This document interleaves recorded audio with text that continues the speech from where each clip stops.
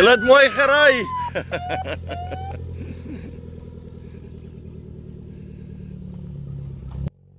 Daar is hy. Die boeleran van 2025 het tot 'n einde gekom. Ek staan hierso by die panne. Dit is van Wyksvlei en dit is die panne waar die risies aangebied word en so gaan die mense uit en ja, dit is wonderlik om te sien al die mense wat hier gekom deelneem het en ja, dit is die einde. Dit is die einde. 2025. Nou vanaand is die prize giving. Dit was 'n wonderlike boeleran. Ek moet nogal sê. En die Here seën en ja, ons kan maar net sê baie dankie aan al die organiseerders.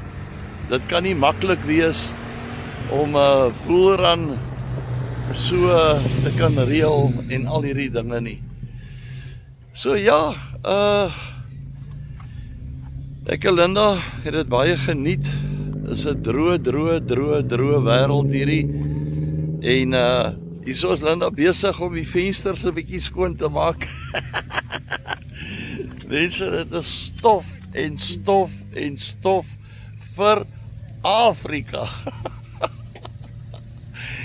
So ja, wat sê Linda, ons het dit geniet, nê? Nee? Ja. Dit was lekker geweest. En Daar's manne wat nog steeds wil ry. Hulle wil nog steeds ry. Daar's nog manne wat nog steeds wil ry. So ja, boeleran 2025, die panne, daar gaan julle. Ja, dit is Mosselbaaiers en van Bloemfontein en van Johannesburg en Mosselbaai en die hele wêreld vol kom mense en hier maak jy nuwe vriende en al daai goed. Ek groet dan eers van Wyksvlei se panne af. Boeleran 2025, die 11de Oktober 2025 aan al die drywers, al die crew members, al die organiseerders. Die Here seën julle tot ons weer mag sien soos ons liewe Vader wil. Cheers.